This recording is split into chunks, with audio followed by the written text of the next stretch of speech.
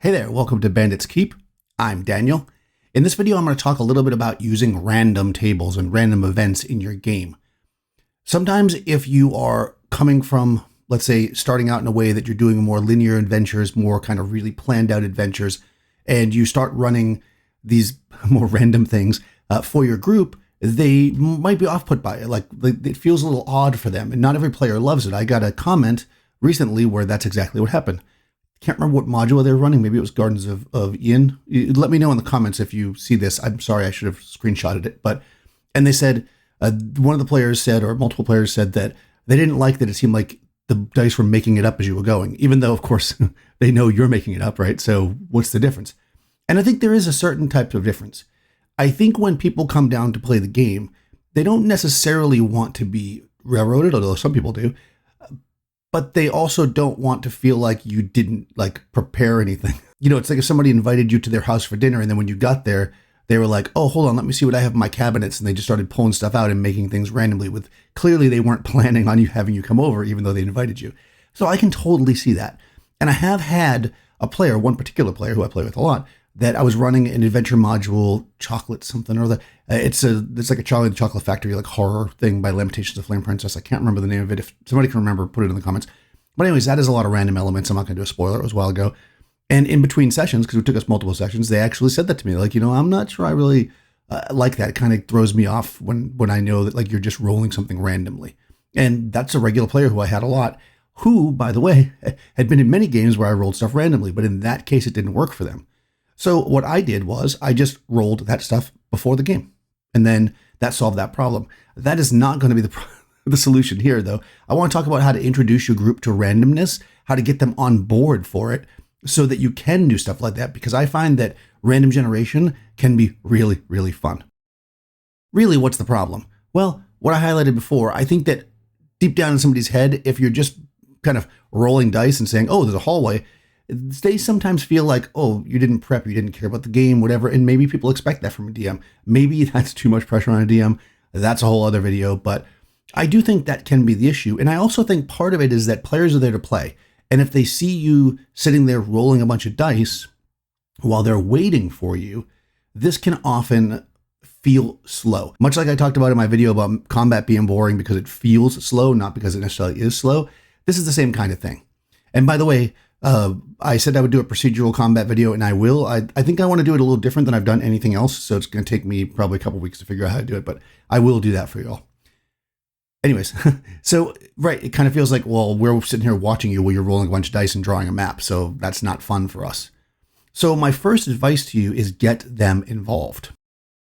There's a lot of mechanisms in the game that are random that you can have the players roll and be involved in.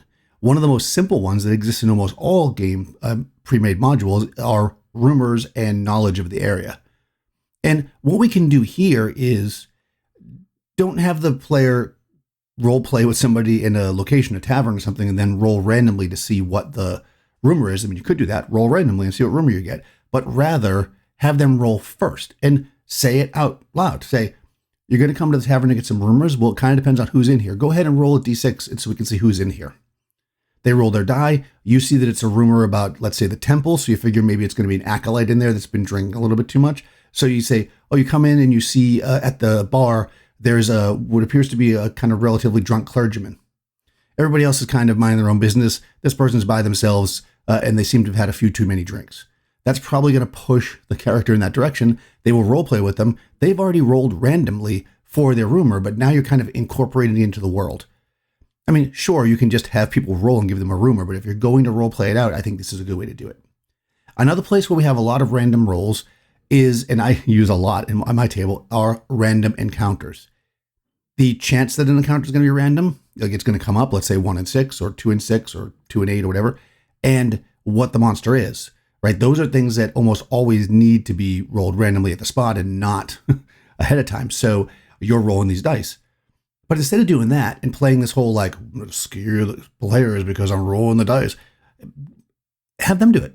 Hey, player, roll a d6 to see if we run into any monsters in the hallway. Oh, you got a 1.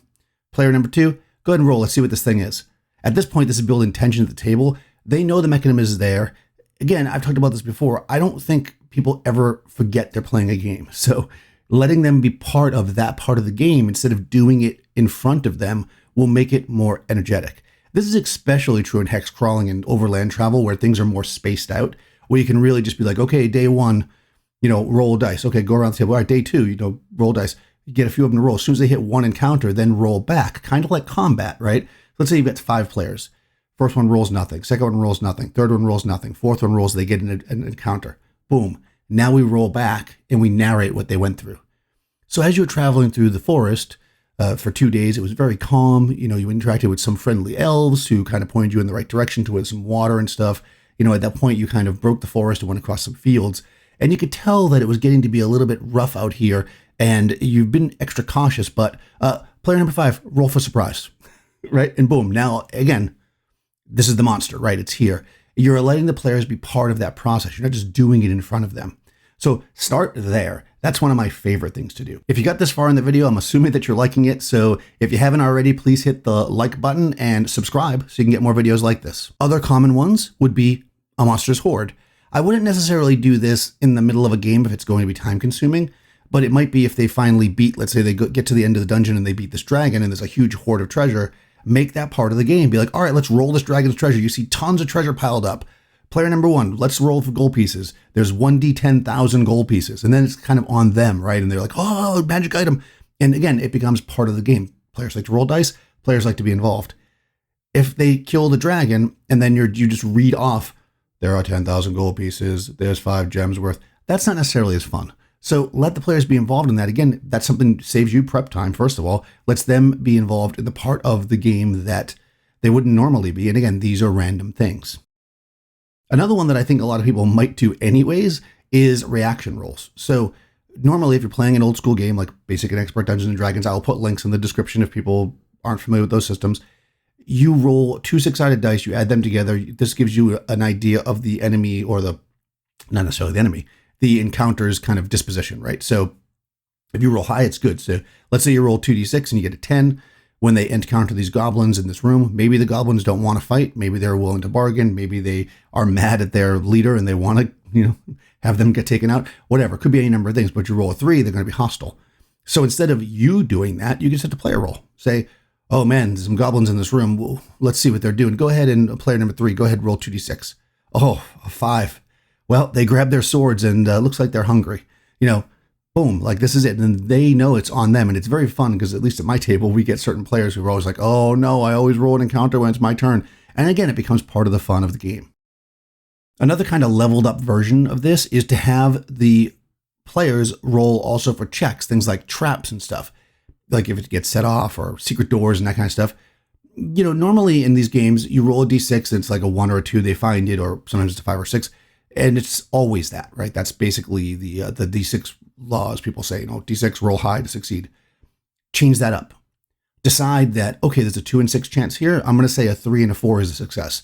Player number 5, roll a D6. They roll a 1. No, you don't see any traps here. Of course, there is one. They didn't roll the right number. Now he still keeps that surprise. This is basically what we're doing. We're allowing them to roll the dice to set their own fate. I would say, though, at least in my point of view and the way I like to do things, I let players know that I do that that's what I do. Because I don't want them to think I'm fudging things, which I don't ever do. I also recommend not doing that. If you have the players rolling, they know it's not being fudged, right? It is right there. So if you are the type of person that is tempted to be like, oh, I don't want them to miss the secret door. Oh, I don't want them to fall in the pit trap. Have them roll.